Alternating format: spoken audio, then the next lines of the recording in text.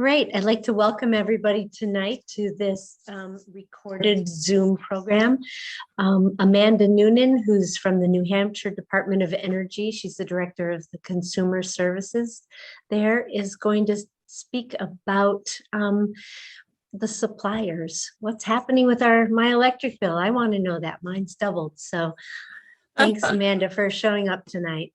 Sure, of course. So in Tamworth, I think you have Eversource and New Hampshire Electric Cooperative as your two electric companies. Is that right? Yes. Yep. Okay. So depending on who your company is, you'll be seeing slightly different things as we go through. So let's see. I just wanted to kind of start with a high-level overview about, so you have some context and background about the increase in the energy service rates. And so New Hampshire and the other New England states are part of a regional electric system called ISO New England. And ISO New England energy generators sell wholesale into the system, and ISO makes sure that the lights stay on, right? That there's enough electricity, that plants are running, that there's enough supply to meet the demand. And in 2021, almost half of the energy, the electricity supplied in New Hampshire was produced by natural gas-fired generation plants. And that's important as we fast forward to today.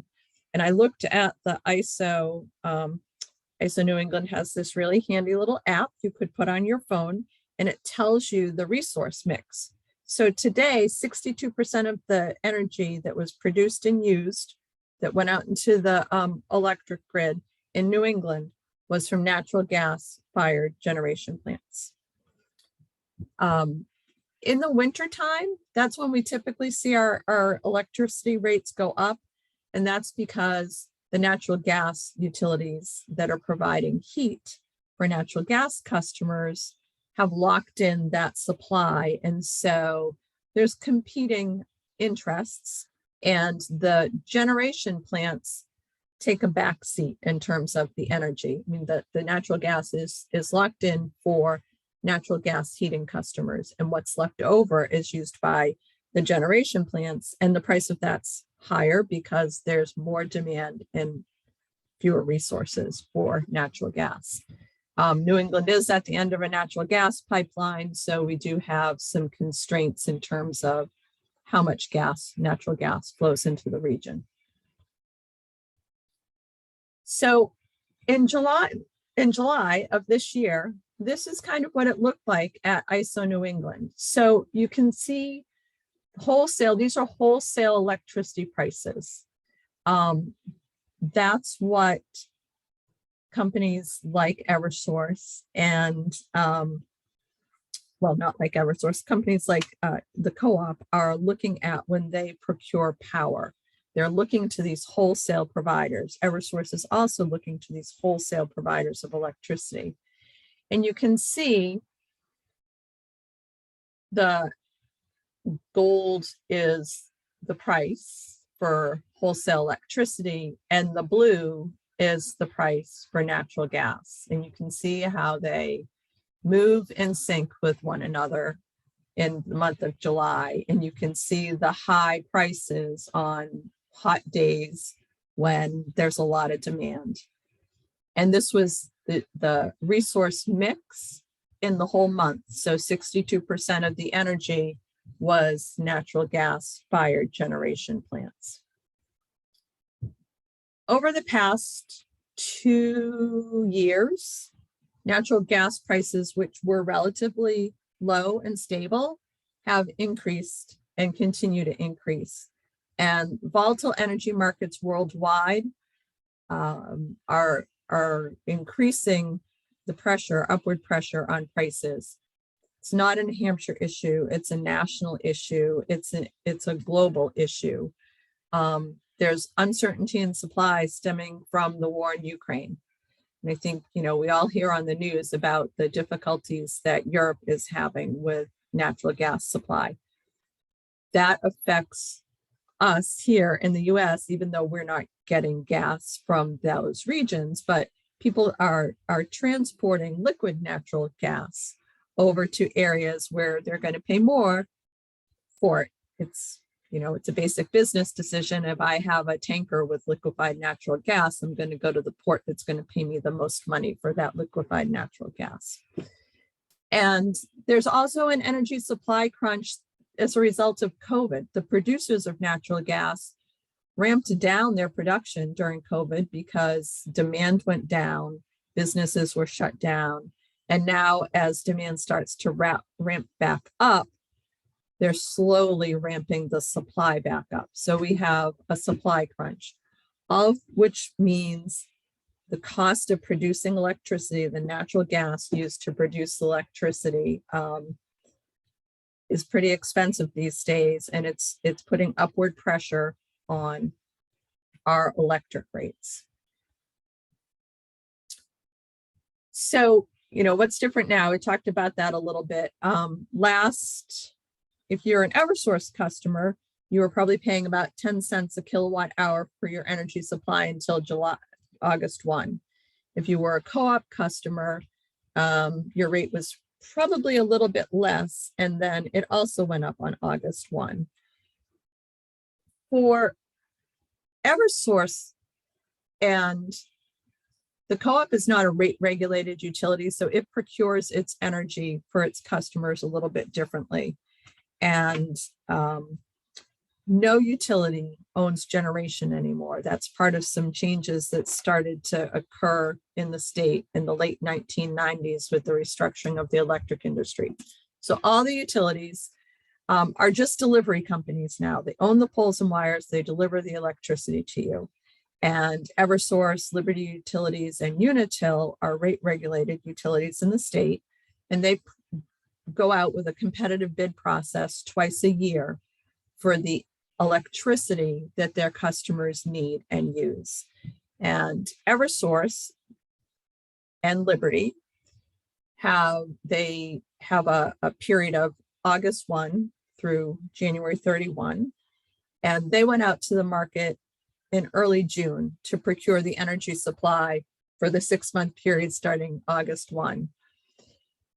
Really volatile market, ups and downs, happened to be not the worst, but a bad time to be out in the market. And the price that they got from the competitive providers, which was they'd take the lowest cost bid, was 22.5 cents, basically.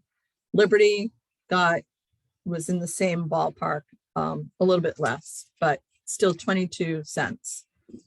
The co-op, as I said, procures its electricity differently.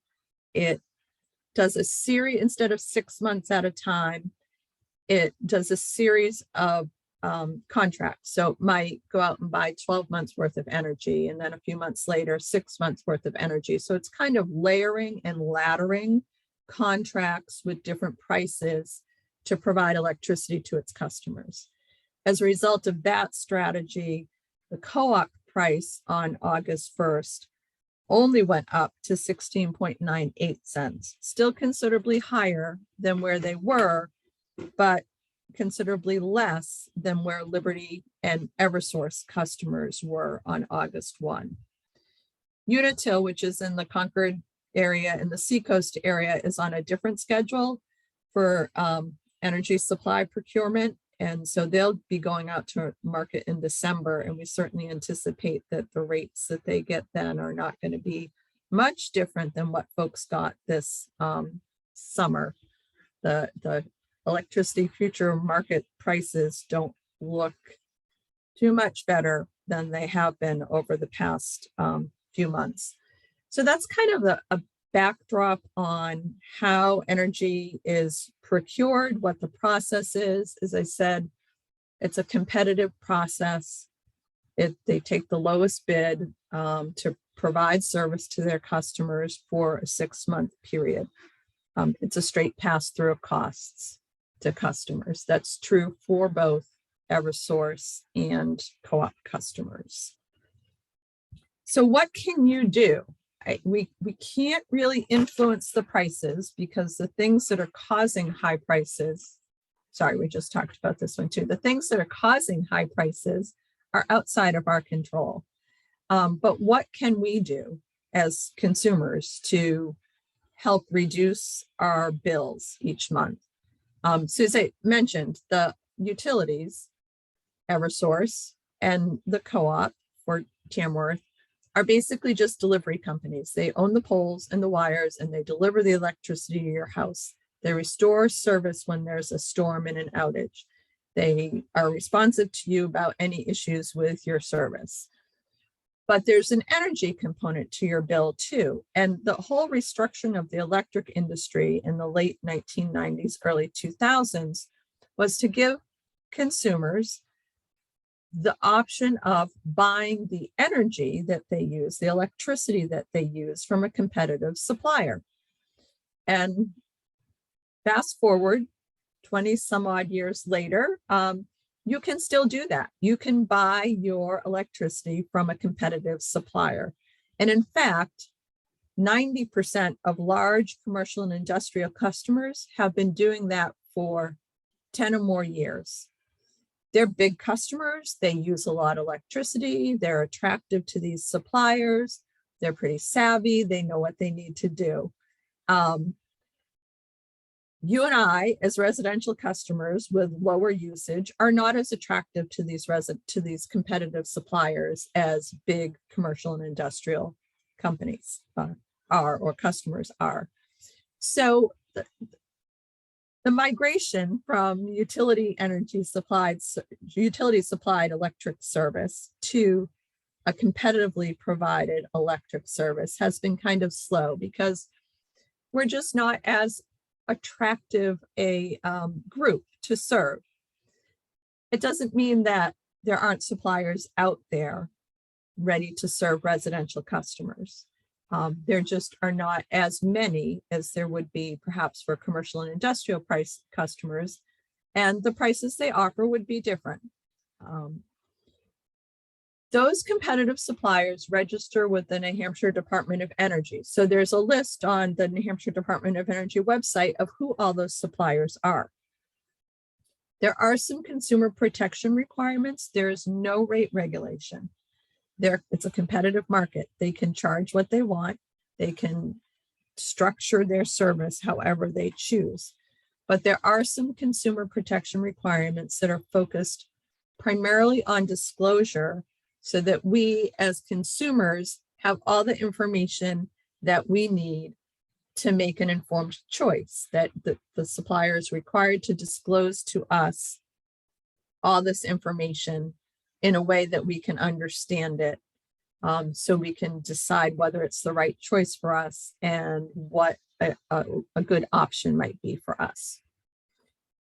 And there's also the commission also, not the commission, the department also has a comparison shopping website where you can go, and this is the address of the website. You can go and you can select, I'm a residential customer of Eversource, or I'm a residential customer of New Hampshire Electric Cooperative, and you will see those suppliers that are offering products to you and the prices that they're offering, the length of the term that they're offering it for, if there's any fees, is it a renewable product, is it 50% green, is it, whatever it is that they're offering, all those suppliers have to provide that information on this comparison shopping page.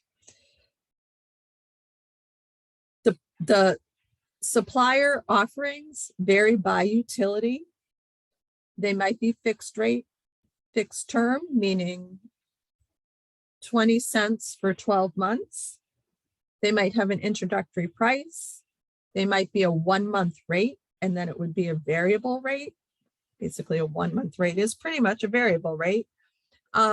So you need to be an informed consumer and make sure you understand what it is that you're looking at. if you go to this website, the New Hampshire Department of Energy's comparison shopping website, you can follow those links. A product, let's say Ambit Energy is a registered supplier and they have a rate that you think might save you some money. There are links right on that comparison shopping page to take you to the supplier's website.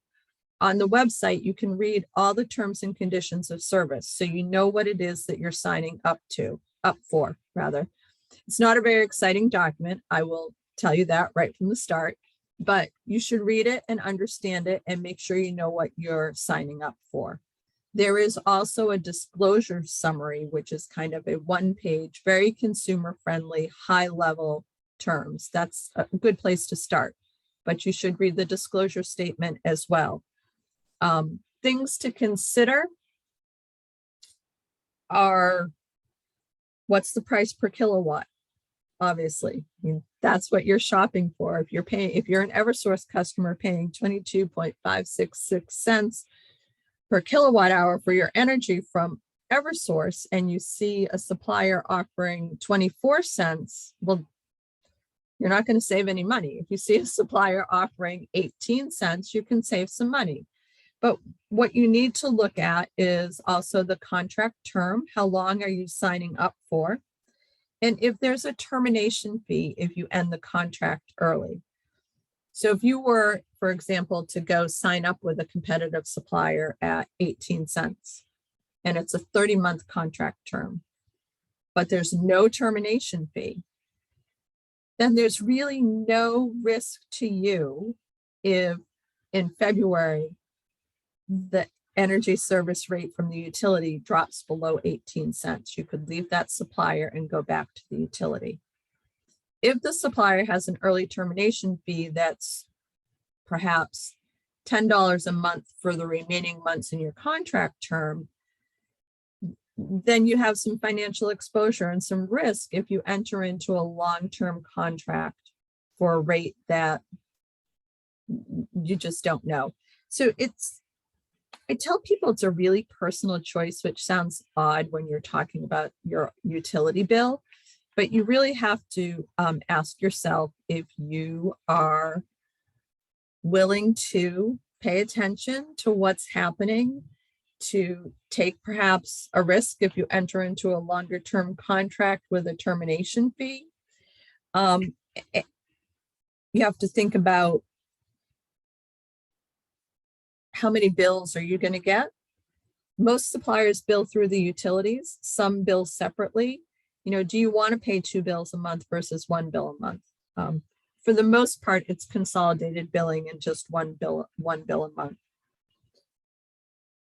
You also want to, as I said, make sure that you're willing to pay attention. So if you sign up for a 24-month contract at a certain rate, however you keep track for yourself of things coming up, an alarm on your phone, a paper calendar, something else, set an alarm, circle the date in red, whatever your way of tracking time is, 60 days before that contract ends, so that you can look at and be prepared for what happens at the contract end. Because if you don't make a choice to switch away at the end of a contract, you continue with that supplier at a variable rate, and those variable rates will be considerably higher and put you in a not a great position with the supplier.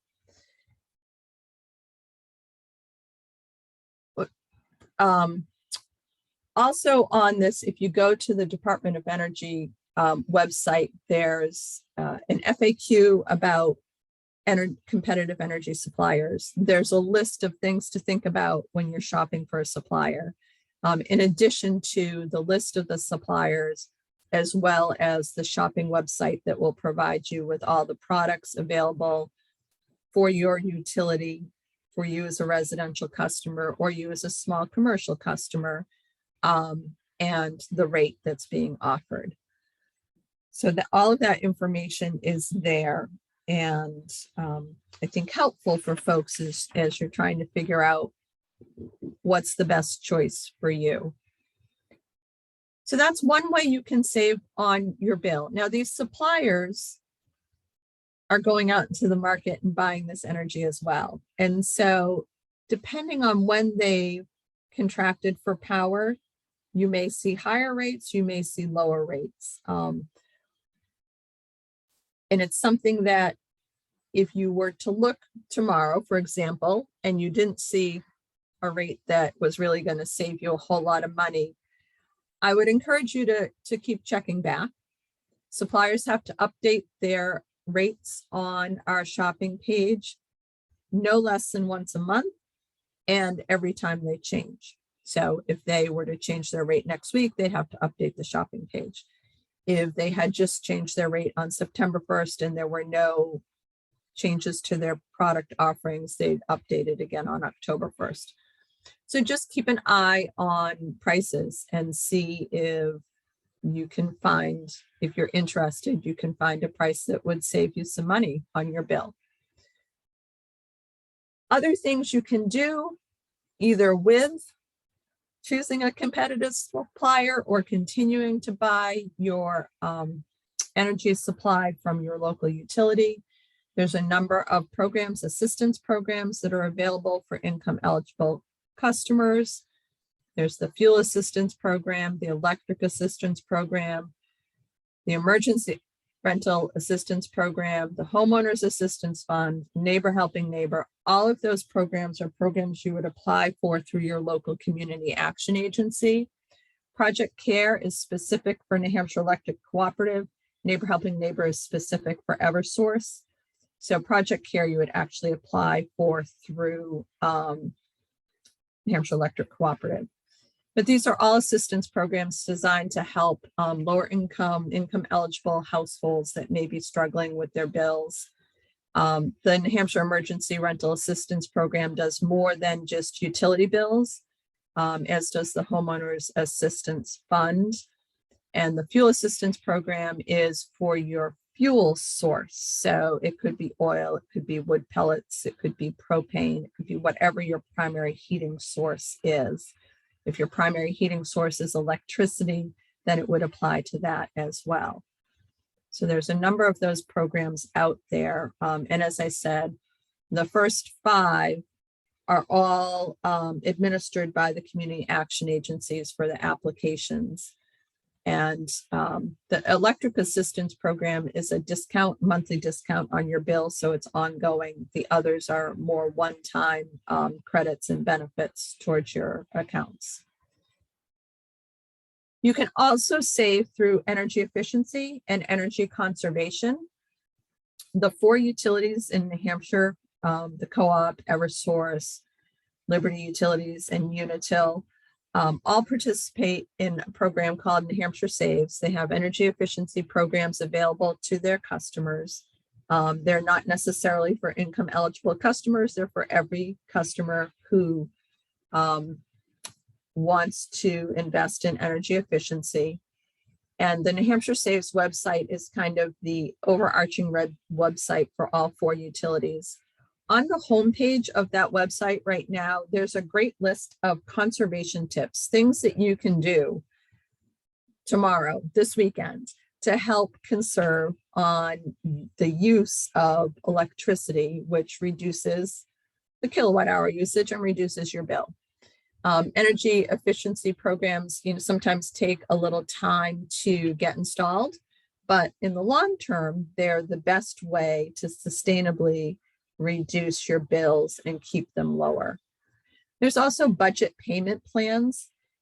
I will tell you, I called my oil dealer this summer and I said, I don't want to pay $1,200 bills in January. Can I stretch out my costs over the next 11 months? So there's budget payment plans that you can use to stretch your payments out over a longer period of time and even them out so you don't have high bills in the summer or the winter. They're more even and level year round. So those are other options available. And that concludes the slides that I had. I don't know, I've talked a lot and I'm sure perhaps you all have some questions. So I'd be happy to answer those.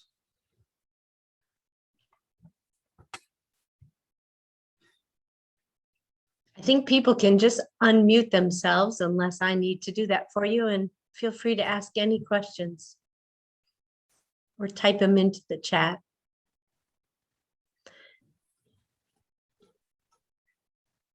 While we're waiting, I'll ask a question, wondering about if you were to change your energy supplier and you have Eversource and you go to somebody different, they're not moving, but your neighbors have Eversource, you can do that? Sure, you're still an Eversource customer because they own the poles and wires and they deliver the electricity to your house. The only thing you've changed is who's actually supplying that electricity to you. So when you get your Eversource bill, you'll still see the delivery part with the Eversource rates, but in the energy supply portion, it will say, I have my Eversource bill right here. It will say the name of your energy supplier. So right now, it just says supplier. I changed, so mine says supplier direct. Well, you can't see supplier direct energy services. But you can see pretty graphically on your Eversource bill anyway, the supply, which is the competitive piece where you could choose somebody else, and the delivery piece. And the front page has a little bar chart that shows you each as a portion of your total bill. Great, thanks. We have a question here. It just disappeared. Let me go up to it. Historically, when have the rates gone down in the last 3 years? What is the role of the Utilities Commission?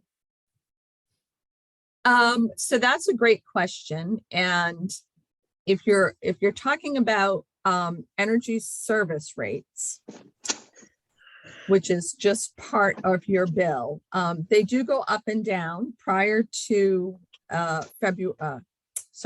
August 1, the rate was about 10 cents. I should have, let me see if I can.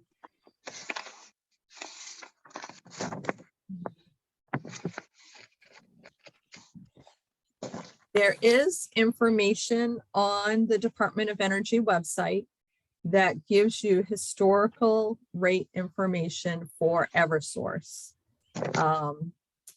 And I will look for that as I answer the other part of your question. Mm-hmm. So the Public Utilities Commission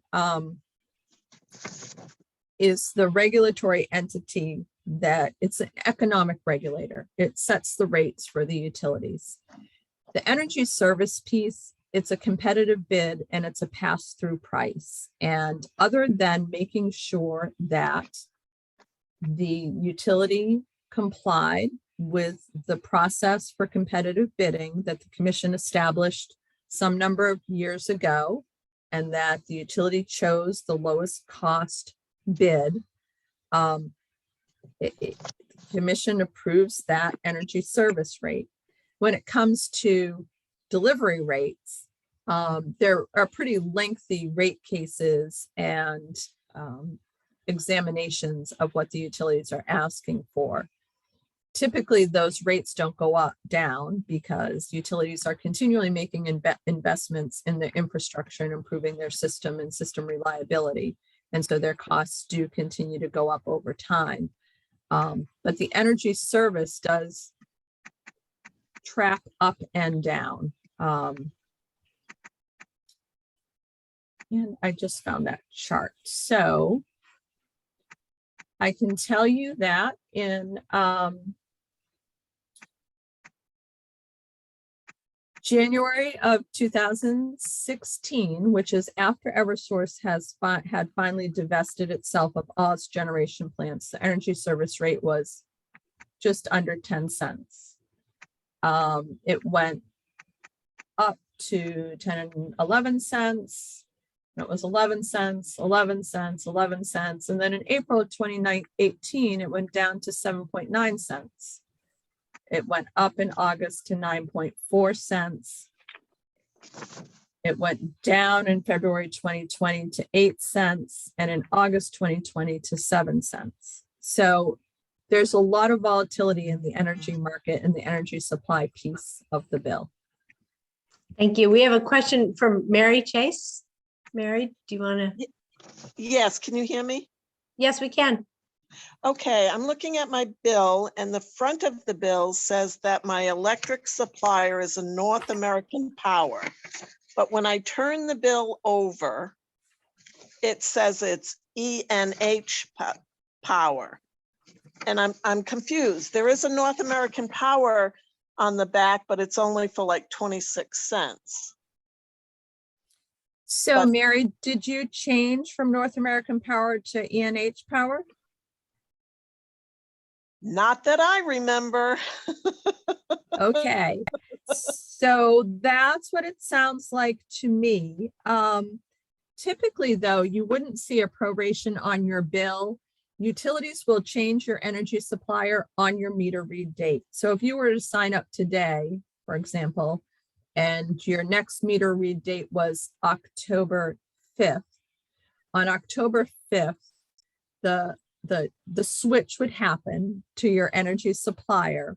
But because your utility bill is billed in arrears, you wouldn't see it till your November bill, if that makes So sense. I did not change. So you're talking about a recent change. Yes. So No, I did not do a recent change, but on the So- back, it has both companies listed.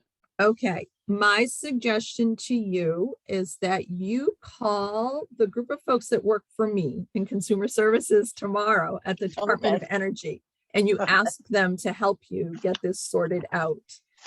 Okay, That if you, I can give you that number now, if you'd like. It's Yep, also on your Eversource bill. it is.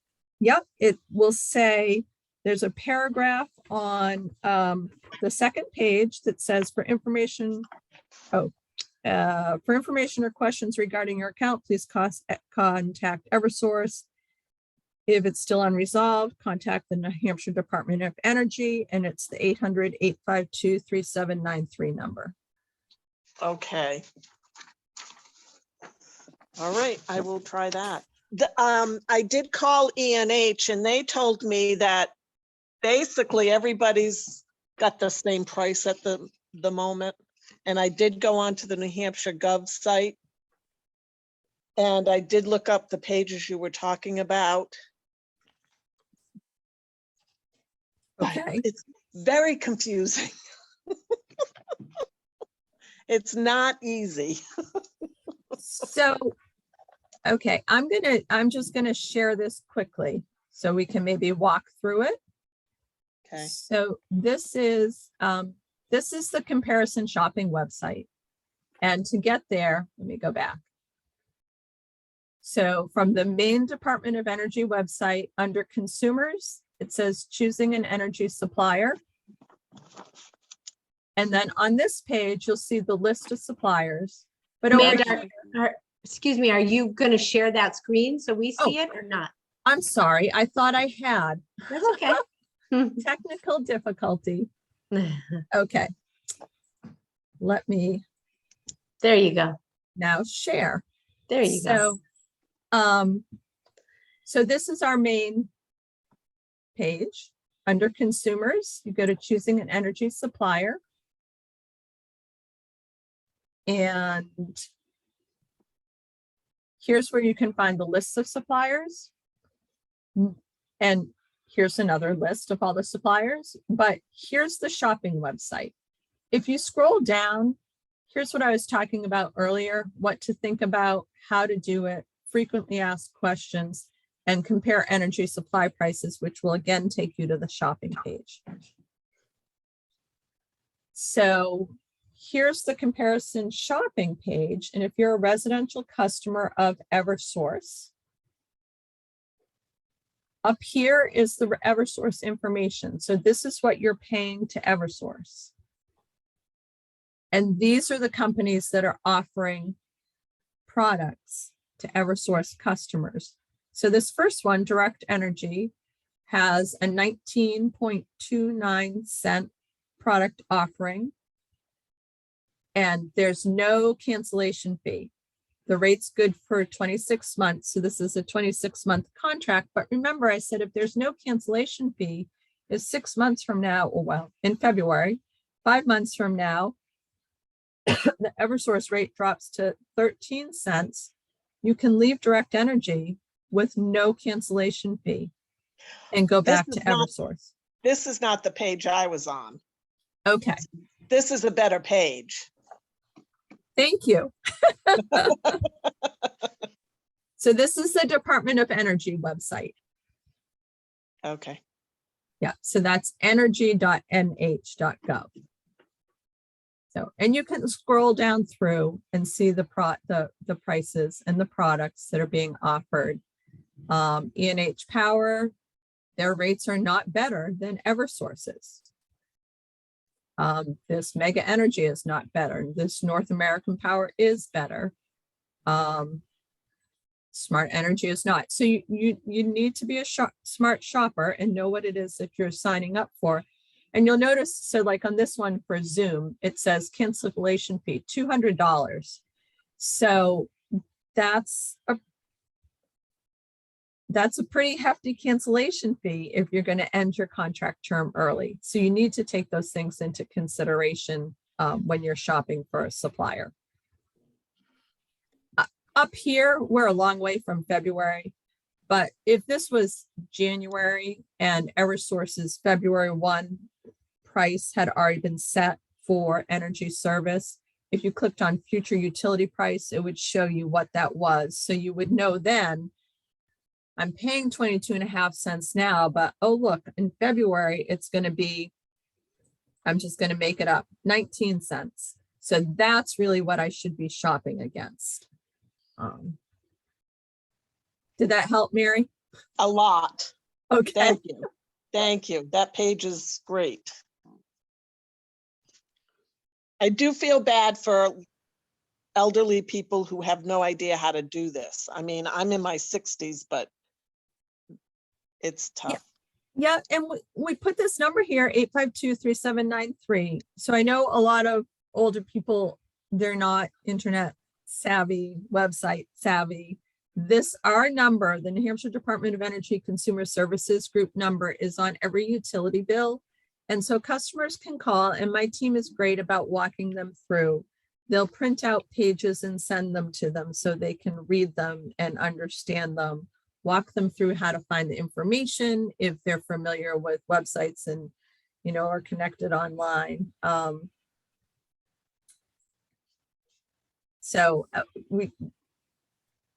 If you know people that are kind of in that boat, please have them call, because my team is very good at working through all those issues with customers.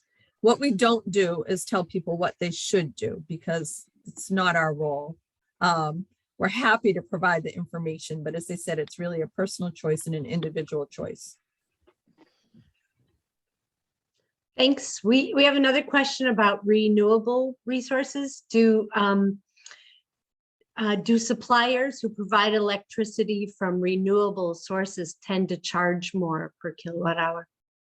They do. Yeah, typically they do. I didn't happen to notice as we were looking at the shopping page if any of those suppliers were offering a renewable product, but it will tell you right in that box that talked about the contract term and the early termination fee. It will tell you what percentage of the product is renewable. So if you bought 100% renewable product, which I've seen, you're likely going to pay a little bit more per kilowatt hour for that energy. Again, very personal choices about, what's important to us and how we want to spend our money. I will just throw a caveat out there. I don't know if anybody has distributed generation at their home or business. If you're a business owner, I am not aware of a competitive energy supplier that provides a credit for net energy metering the way your utility does. So you would lose a portion of your net energy metering credit if you switch to a competitive supplier. I have another question. If you think how can you get an audit for your home? I found it very difficult to try and find. Eversource doesn't do it. Eversource has programs through New Hampshire Saves to do home energy audits. If you go to the New Hampshire Saves website and you click on Eversource, for example, you should just see if I can pull it up while we're talking. I've done it for my own home. They have a little calculator that you go in and you put in the square footage of your home and you put in your total energy costs. It will be your fuel, your heating fuel costs, your electric costs, so forth for your house. And they have like a little dial calculator, and that will tell you if your home is eligible for an energy efficiency audit.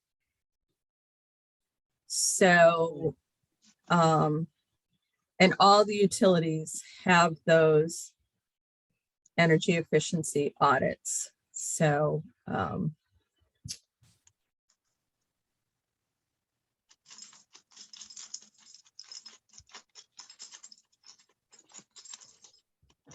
so this, let me see if I can do this right this time.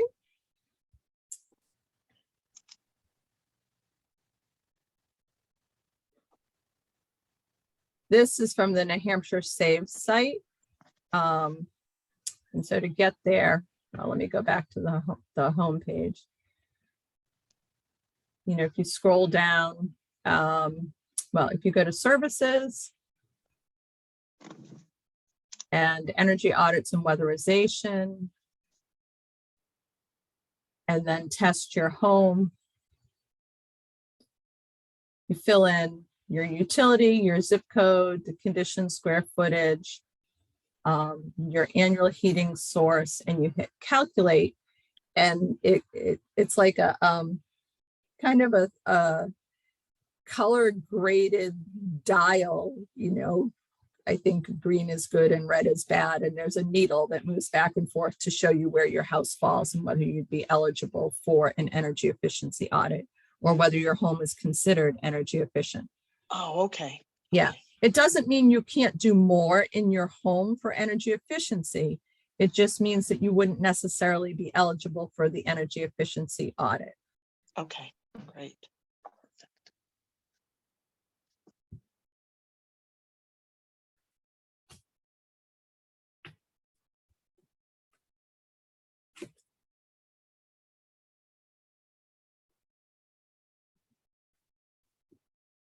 Whoops, I just asked a question with my mute on. Does the New Hampshire Department of Energy provide financial incentives to install solar? So there are rebate programs for solar, for residential solar installations. Those programs are funded through the Renewable Energy Fund, and that funding is limited. And so right now the programs are closed for this program year, which just, well, it just ended. We are calculating how much funding we'll have for the upcoming program year, and those programs will be opened up consistent with the funding once we've finalized that. So you can find that information on the Department of Energy website under this sustainable energy or renewable energy tab from the homepage. And there's a drop down for renewable energy fund rebates, and that will tell you about the various programs that are available for, it's not just for solar, it's for wood pellets as well. They're residential and commercial and industrial. So yes, there is some funding available there. Thank you. Are there any other questions from anybody? It sounds like the website is super helpful, and if you're not on the website, phone calls are welcome also, aren't they? Absolutely, yeah. this, for folks that perhaps don't know, the New Hampshire Department of Energy is 1 year old. The Public Utilities Commission was significantly restructured a year ago and is a much smaller, just a adjudicative agency, and all the policy functions went to the new Department of Energy. So this is our new website. We're happy for feedback. I'm glad, Mary, that you found it helpful. It's good to hear that. And we're always available for questions and happy to find out information for you and answer your questions that you might have. Thank you so much, Amanda, for your time tonight. You're welcome. This has been wonderful. In fact, I'm going to tell a lot of people to go to the website.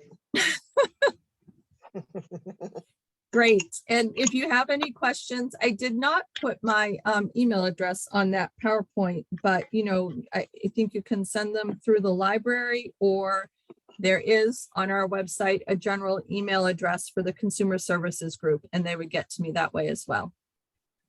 Wonderful. All right. Good night, everybody. Thank you. Thank you. Thank Take care, you. everyone.